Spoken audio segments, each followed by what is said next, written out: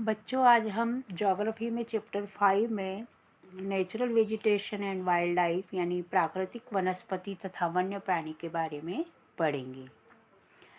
Have you observed the type of trees, bushes, grasses and birds in the fields and parks in and around your school? आपने कभी कभी अपने school, घर या आसपास के मैदानों में विभिन्न प्रकार के वृक्ष, झाड़ियाँ, घास तथा पक्षियों को देखा होगा। India being a vast country, you can imagine the types of bioforms available throughout the country. Bharat एक बहुत बड़ा विशाल देश है। इसमें अनेक प्रकार के जीव रूपों को आप देख सकते हैं। Our country, India, is one of the 12 mega biodiversity countries of the world. With about 7,000 plant species, India occupies 10th place in the world and 4th in Asia in plant diversity. There are about 15,000 flowering plants in India, which account for 6% in the world's total number of flowering plants. हमारा देश भारत विश्व के मुख्य 12 जैव विविधता वाले देशों में से एक है। लगभग 47,000 विभिन्न जातियों के पौधे होने के कारण यह देश विश्व में 10वें स्थान पर और एशिया के देशों में 4थे स्थान पर आता है। भारत में लगभग 15,000 फूलों के पौधे हैं, जो कि विश्व में फूलों के पौधों का 6% है। इस देश में बहुत से बिना फूलों के पौधे हैं, जैसे कि फर्न, शैवाल तथा कवक भी पाए जाते हैं। भारत में लगभग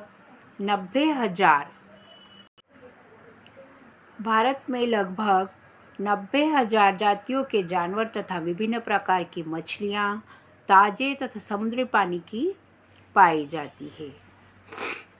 India also has approximately 90,000 species of animals as well as a rich variety of fish in its fresh and marine waters. Natural vegetation refers to a plant community which has grown naturally without human aid and has been left undisturbed by humans for a long time. This is termed as a virgin vegetation.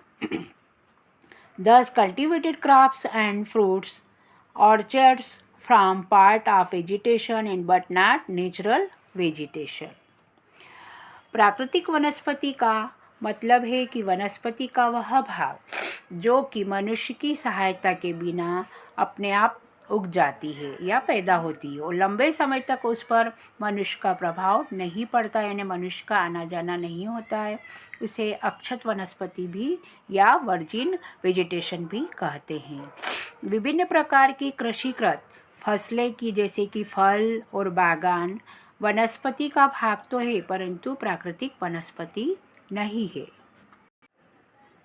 The term flora is used to denote plant of a particular region or period. Similarly, the species of animals are referred to as a fauna.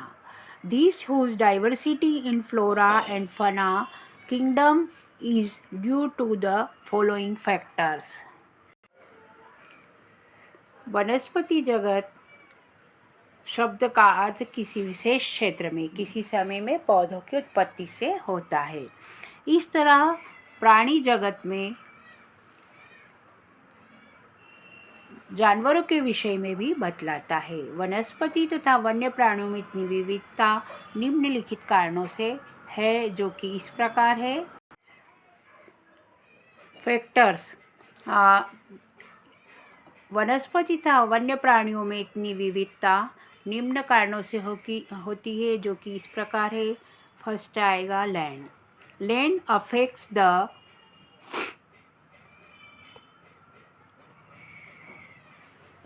natural vegetation directly and indirectly.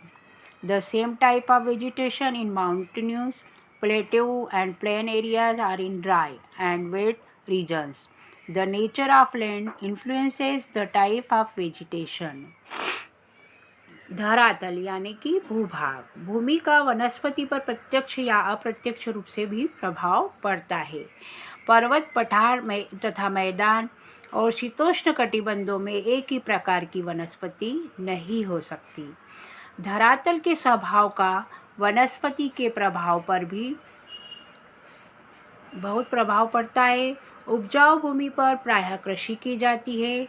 उबड़ खाबड़ तथा असमतल भाग पर जंगल तथा घास के मैदान होते हैं, जिनमें वन्य प्राणियों को आश्रय यानी कि उनको सहारा भी मिलता है।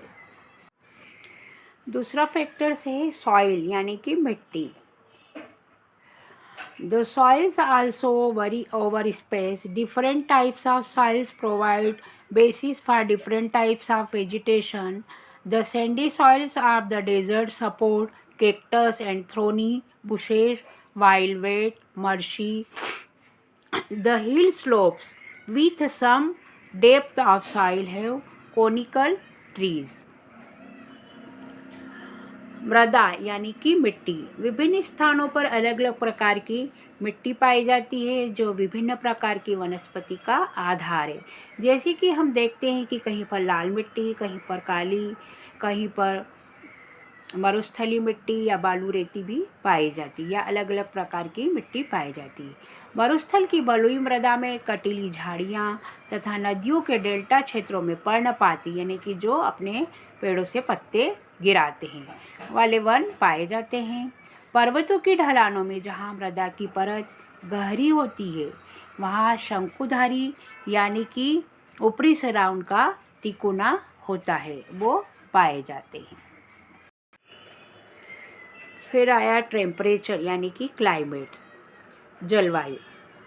The character and extent of vegetation are mainly determined the temperature along with humidity in the air, precipitation and soil on the slope of the Himalayas and the hills of the peninsula above the height of 915 meters.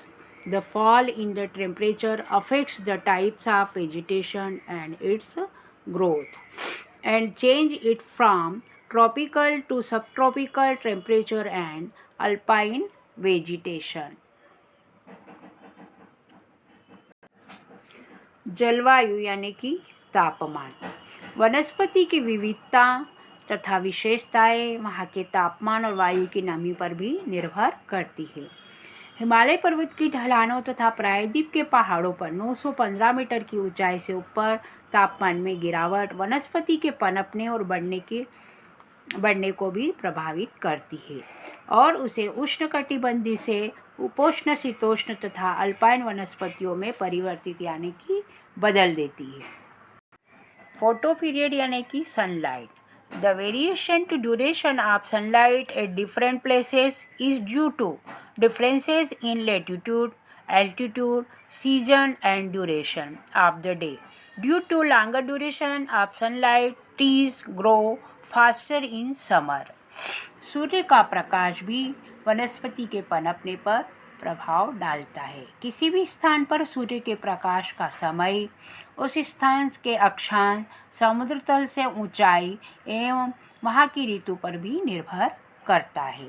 प्रकाश अधिक समय तक मिलने के कारण वृक्ष गर्मी की ऋतु में जल्दी बढ़ते हैं। जैसे कि हम देखते हैं कि गर्मी की ऋतु में पानी डालने पर या थोड़ी नमी देने पर उसमें अंकुरण जल्दी उग जाता है।